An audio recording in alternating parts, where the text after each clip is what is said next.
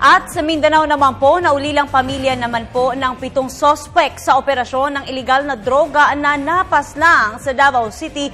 Tutulungan naman po ni Mayor Rodrigo Duterte. Yan po ang ihahatid na balita sa atin ng aming kasama ang si Peng Alinio ng Radyo ng Bayan Davao. Peng?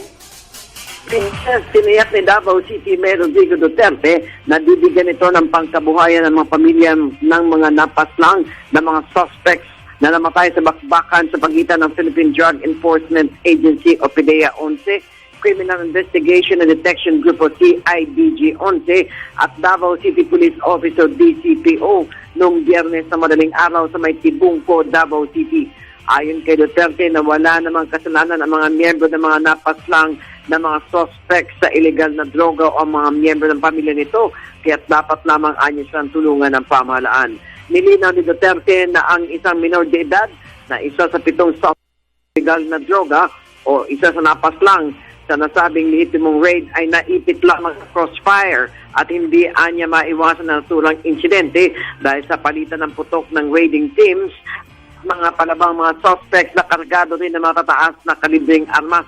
Kaya tumingi ito ng dispensa sa pamilya ng biktima sa pamamagitan ng Deputy Mayor nito for Tausug sa lungsod ng Davao. Samantala, kinasuhan na sa korte ng PDEA-11, CIDG-11 at DCPO ang may 29 na mga suspects na nahuli sa nasabing raid kabilang isang Korean national at iba pa sa kasong paglabag sa RA 9165 o Comprehensive Dangerous Drug Act of 2002 at RA 10591 o Comprehensive Firearms and Ammunition Regulation Act dahil sa dami rin ng droga at ilang mga matataas na kalibring armas at bala na nakuha sa pinangyarihan ng raid sa Biyernes sa isang Muslim village sa may tabing dagat sa barangay Ilang, Tibungco, Davao City.